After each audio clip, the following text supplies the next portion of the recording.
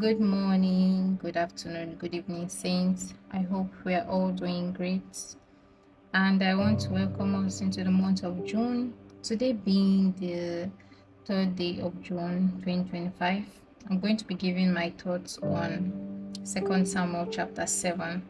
And this book shows the relationship, or the kind of relationship God had with David, and it also shows God's covenant with David, the kind of covenants God made with David as a result of the idea David had, a thought he had, and this thought was to build a permanent house for the ark of God, because after the children of Israel left Egypt and the ark of God was built, the ark was continuously moved from one place to the other.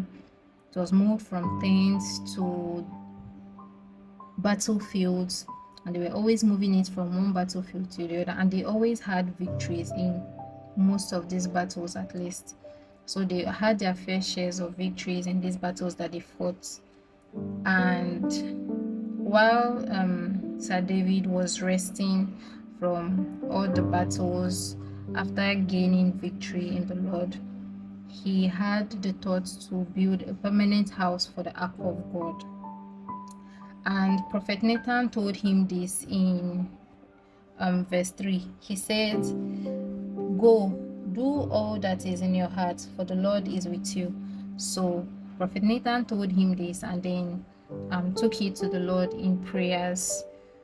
And he came back with a response for Sir David from the Lord.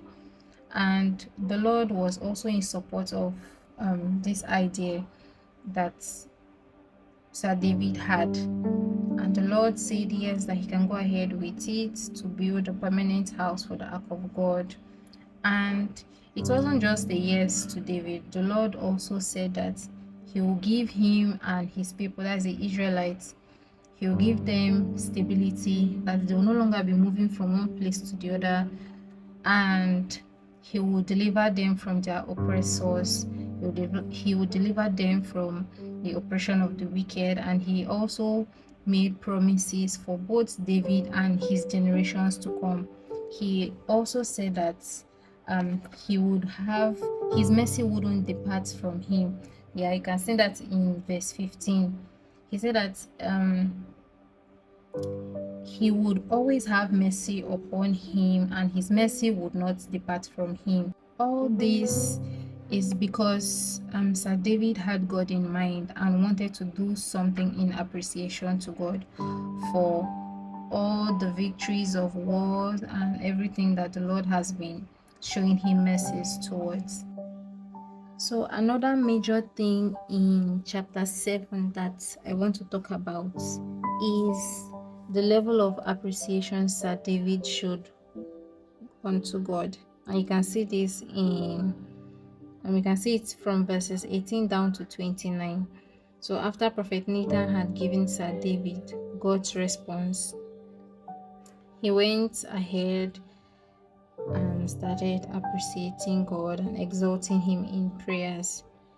He did that, and he was just basically appreciating him and exalting him for just the promises and blessings that the Lord has promised him, basically, and his generations. Sir David also brought back God's own words. He brought God's own words back to him in prayers. So, in conclusion, what we should do as Christians, or what this place taught me, is that we should always remind him of his words in prayers. We can bring his words to him in prayers after reading his scripture, and the scripture has promised us a particular thing. The scriptures has promised us blessings. His scriptures has promised us that we would not lack.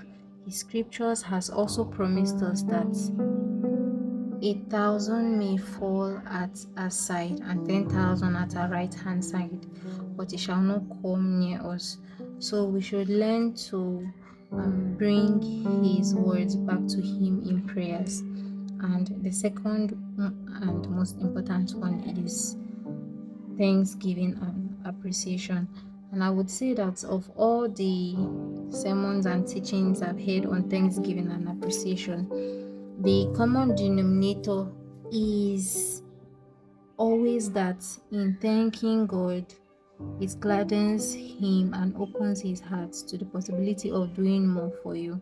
So we should all learn appreciation irrespective of where we are in life, irrespective of if we are where we know where we don't want to be, but we should still be appreciative towards God because we are alive.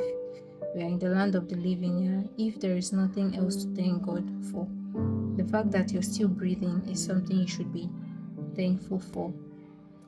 And that is all for 2 Samuel chapter 7. And I hope we were all blessed from this commentary. God bless you and have a nice day.